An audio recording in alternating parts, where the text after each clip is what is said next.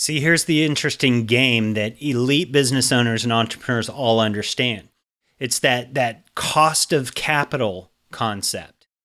Now imagine this. Let's imagine that you have $50,000 in your vault. And these accounts typically range the dividend that's paid into the account, the amount of cash that you earn on your money in the account ranges around 6 to 8% tax free.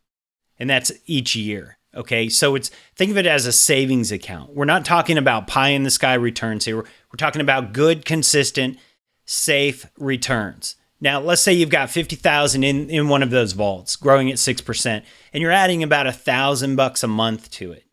All right. After about 15 years, because of the law of compounding, you'll have earned $183,000 in interest alone. But the final balance of the account after just 15 years is $413,000. That's what it's grown to. That's the power of compounding. Now, let's say that you're operating a business and you require a piece of machinery.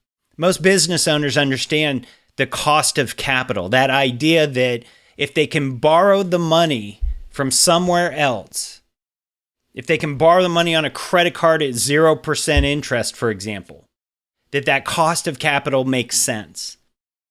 But if they have cash in the bank or equity in their business, they oftentimes don't want to take the equity out of the business or retain those earnings from the business in order to go buy the thing that they need, because the money can grow at a faster rate. It can compound and grow faster than it could if they borrowed the money from a credit card or a cheap loan somewhere.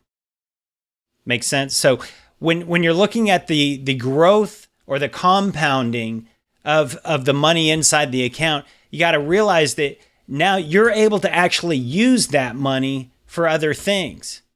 And so when you're borrowing against yourself or from your own account, and you need to buy some equipment, you can use that capital that's inside of your vault and leverage it. Take out a loan at preferred interest rates and make small payments back to that loan, which ultimately ends up going back into your vault. Now, here's the interesting thing. If you were to do that over the same time horizon, 15 years, you will have paid back $10,573 into your vault in interest. You follow me? Plus the original $30,000. Okay? But over that same time, you will have earned $183,000, and your account balance on that 50 will have grown to $413,000. And so by being able to leverage your vault to go out and buy things and pay yourself back, recapturing all of that interest expense plus the principal, you can imagine the kind of safety and security and the kind of returns that you can see internally in your business when you start to operate from this perspective.